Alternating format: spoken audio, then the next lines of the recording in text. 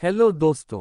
इससे पहले कहानी सुनाओ आप पर जो मेरा कर्ज है वो उतारो, यानी चैनल को सब्सक्राइब करो अभी। दोस्तों, मुझे आपके लिए वीडियो बनाने में बहुत मेहनत लगती है और मैं उदास होता हूँ जब आप लोग मेरा हौसला अफजाई नहीं करते हो, मेरी वीडियो पर लाइक नहीं देते हो, सब्सक्राइब नहीं करते हो। Please support me.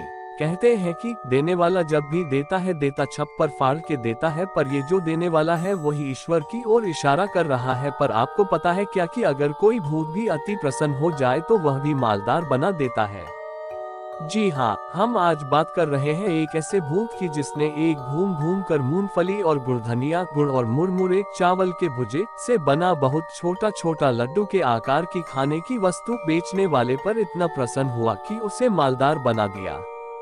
आखिर क्यों और कैसे, आइए इस कहानी को आगे बढ़ाते हैं ताकि इन रहस्यों पर से पर्दा उठ सके। यारो सब्सक्राइब कर दो प्लीज। एक बात और, इस कहानी को आगे बढ़ाने से पहले मैं आप लोगों को बता दूं कि इस कहानी में कितनी सत्यता है यह मैं नहीं कह सकता, क्योंकि यह कहानी भी मैं अपने गांव जवार में सुनी है और गांवी जनता की माने तो इस घटना को घटे लगभग 70-80 साल हो गए होंगे। पहले गांवों में कुछ बनिया फेरी करने आते थे, आज भी आते हैं पर कम मात्रा में। कोई छोटी मोटी खाने की चीजें बेचता था तो कोई श्रृंगार के सामान या धनिया मसाला आदि। ये लोग एक दूरी एक पात्र में इन सामानों को रखकर गांव गांव घूमकर बेचते थे। आज तो जमाना बदल गया है और गांवों में भी कई सारी दुकानें खुल गई हैं और अगर कोई बाहर से बेचने भी आता है तो ठेले पर सामान लेकर या साइकिल आदि पर बर्फ, आइसक्रीम आदि लेकर। हाँ, तो ये कहानी एक ऐसे ही बनिए से संबंध रखती है जो गांव गांव घूमकर मूंगफली, गुड़धनिया, मसलपट्टी आदि बेचता था। इस बनिए का नाम रामधन था। रामधन सूनी पगडंडियों, बड़े बड़े बगीचों आदि से होकर एक गांव से दूसरे गांव जाता था। रामधन रोज सुबह सुबह मूंगफली, गुड़धनिया आदि अपने दूरी पात्र में रखता और किसी दूसरे गांव में निकल जाता। एक गांव से दूसरे गांव होते हुए मूंगफली, गुड़धनिया बेचते हुए वह तिगरिया या कभी कभी शाम को अपने गांव वापस आता।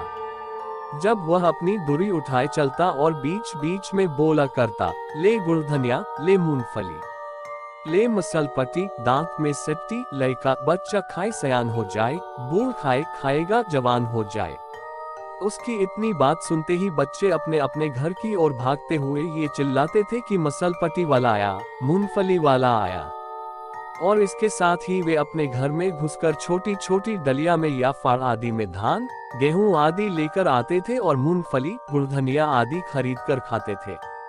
हमारे गांव से वह पास के जिस गांव में जा रहा था उसकी दूरी लगभग 1 कोस 3 किलोमीटर है और बीच में एक बड़ी बारी बगीचा, इसे हम लोग आज भी बड़की बारी के नाम से पुकारते हैं। यह बारी इतनी घनी थी कि दोपहर में भी इसमें अंधेरा जैसा माहौल रहता था। इस बगीचे में आम के पेड़ों की अधिकता थी, पर इस बारी के बीच में एक बड़ा बरगद का पेड़ भी था। रामधन इस बगीचे में पहुंचकर अपनी दूरी को उतारकर एक पेड़ के नीचे रख दिया और सोचा कि थोड़ा सुस्ताने आराम करने के बाद आगे बढ़ता हूँ। वह वहीं एक पेड़ की थोड़ी ऊपर उठी जड़ को अपना तकिया बनाया और अपने गमछे को बिछाकर आराम करने लगा। उसको पता ही नहीं चला कि कब उसकी आंख लग गई। अचानक उसे लगा कि बगीचे में कहीं बहुत तेज आंधी उठी है और डालियों आदि के टकराने से बहुत शोर हो रहा है। वह उठकर बैठ गया और डालियों की टकराहट वाली दिशा में देखा। वह जहां सोया था वहां से कुछ ही दूरी पर 2 पेड़ की डालियां बहुत तेजी से नीचे ऊपर हो रही थी और कभी कभी इन डालियों के आपस में टकराहट से बहुत डरावनी आवाज भी होती थी। अगर कमजोर दिल आदमी अकेले में ये देख ले तो उसका दिल मुंह में आ जाए, पर रामधन को तो इन सब की आदत थी। वह मन ही मन सोचा कि शायद भूत आपस में झगड़ा कर रहे हैं या कोई खेल खेल रहे हैं। वह डरने वालों में से नहीं था। वह वहीं लेटे लेटे इन भूतों की लड़ाई का आनंद लेने लगा, पर उसे कोई भूत दिखाई नहीं दे रहा था। बस हवा ही उन पेड़ों के पास बहुत ही डरावनी और तीव्र बह रही थी। रामधन के लिए भूतों की लड़ाई या खेल आम बात थी। उसे बराबर सुनसान रास्तों, झाड़ियों, घने घने बगीचों आदि से होकर अकेले जाना पड़ता था। अगर वह डरने लगे तो उसका धंधा ही चौपट हो जाए। उसका पाला बहुत बार भूत प्रेत, चुड़ैलों आदि से पड़ा था, पर किसी ने उसका कुछ नहीं बिगाड़ा था। वह अपने आप को बहुत बहादुर समझता था और इन भूत प्रेतों को आम इंसान से ज्यादा तवज्जो नहीं देता था। रामधन ने लेटे लेटे ही अचानक देखा कि एक बड़ा ही भयंकर और विशालकाय प्रेत इस पेड़ से उस पेड़ पर क्रोधित होकर कूद रहा है और इसी कारण से उन दोनों पेड़ की डालियां बहुत वेग से चरमर की आवाज करते हुए नीचे ऊपर हो रही है। रामधन को और ताज्जुब हुआ और अब वह और सतर्क होकर उस भूत को देखने लगा। रामधन को लगा कि अभी तो ये प्रेत अकेले था, अब ये दूसरा कहां से आ गया। अच्छा तो ये बात है। अब रामधन को सब समझ में आ गया। दरअसल बात यह थी कि यहाँ भूतों का खेल नहीं, भयंकर झगड़ा चल रहा था। वह बड़ा भूत उस दूसरे भूत को पकड़ने की कोशिश कर रहा था पर कामयाब नहीं हो रहा था और इसी गुस्से में डालियों को भी तोड़ मरोड़ रहा था। अब तो रामधन को और मजा आने लगा था क्योंकि भूतों की संख्या बढ़ती जा रही थी। अभी तक जो ये भूत दिख नहीं रहे थे अब एक एक करके सब दिखने लगे थे। और रामधन के लिए सबसे बड़ी बात ये थी कि आज तक उसका पाला जितने भूत प्रेत चुड़ैलों आदि से पड़ा था उनमें काफी समझ थी, पर आज जो भूत प्रेत एक एक कर प्रकट हो रहे थे उनमें काफी असमानता थी। वे एक से बढ़कर एक विकराल थे। किसी किसी की सूरत तो बहुत ही डरावनी थी। रामधन को एक ऐसी भूतनी भी दिखी जिसके 2 सिर और 3 पैर थे। उसके नाक नहीं थी और उसकी आंख भी एक ही थी और वह भी मुंह के नीचे। अचानक उसे उस बगीचे में किसी के चलने की आवाज सुनाई दी। ऐसा लग रहा था कि कोई मदमस्त हाथी की चाल से उसके तरफ बढ़ रहा है। रामधन को कुछ दिख तो नहीं रहा था पर ऐसा लग रहा था कि कोई उसकी ओर बढ़ रहा है। उसके पैरों के नीचे आकर सूखी पत्तियां चरमर कर रही थी। अब रामधन ने थोड़ा हिम्मत से काम लिया और भागना उचित नहीं समझा।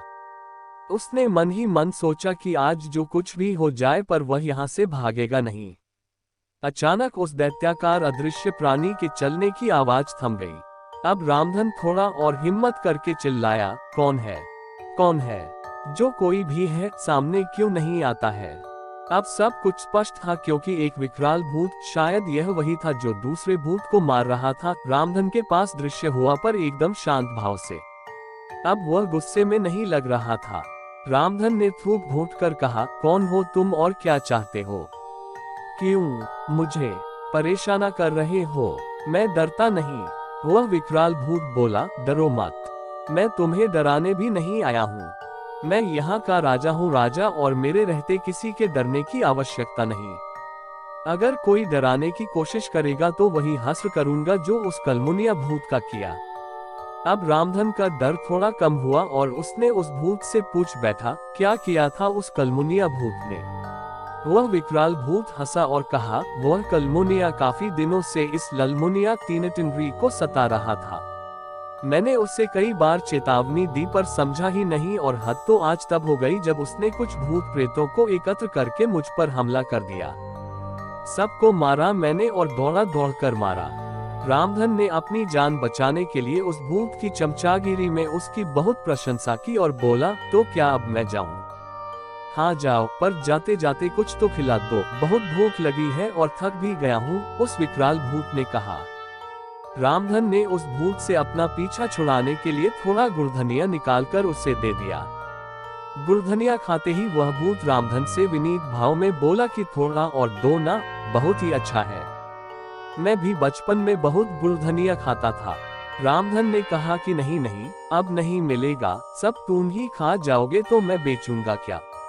भूत ने कहा कि बोलो कितना हुआ, मैं ही खरीद लेता हूँ। रामधन को अब थोड़ी लालच आ गई क्योंकि उसने सुन रखा था कि इन भूत प्रेतों के पास अपार संपत्ति होती है, अगर किसी पर प्रसन्न हो गए तो मालामाल कर देते हैं। अब रामधन ने दूरी में से थोड़ा और गुड़धनिया निकालकर उस भूत की ओर बढ़ाते हुए बोला कि अब पैसा दो तो ये दूरी का पूरा सामान तुझे दे दूंगा। भूत ने उसके हाथ से गुड़धनिया ले लिया और खाते खाते बोला कि मेरे पीछे पीछे आओ। अब तो रामधन एकदम निडर होकर अपनी दूरी को उठाया और उस भूत के पीछे पीछे चल दिया। वह भूत रामधन को लेकर उस बगीचे में एकदम उत्तर की ओर पहुंचा। यह उस बगीचे का एकदम उत्तरी छोर था। इस उत्तरी छोर पर एक जगह एक थोड़ा उठा हुआ टीला था और वहीं पास में मूंज आदि और एक छोटा नीम का पेड़ था। उस नीम के थोड़ा आगे एक छोटा सा पलास का पेड़ा था। उस विकराल भूत ने रामधन से कहा कि इस पलास के पेड़ के नीचे खोदो। रामधन ने कहा कि मेरे पास कुछ खोदने के लिए तो है ही नहीं, तुम ही खोदो। रामधन की बात सुनकर वह भूत आगे बढ़ा और देखते ही देखते वह और विकराल हो गया। उसके नाखून खुरपों की तरह बड़े हो गए थे और इन्हीं नाखून से वह उस पलास के पेड़ के नीचे लगा खोदने का काम ज्यों ही खत्म हुआ त्यों ही रामधन ने उस गड्ढे में झांक कर देखा। उसे उस गड्ढे में एक बटुला दिखाई दिया। अब तो वह बिना कुछ सोचे समझे उस गड्ढे में प्रवेश करके उस बटुले को बाहर निकाला। बटुला बहुत भारी था। उसने बटुले के मुख पर से ज्यों की ढक्कन हटाया, उसकी आंखें खुली की खुली रह गईं क्योंकि बटुले में पुराने चांदी के सिक्के थे।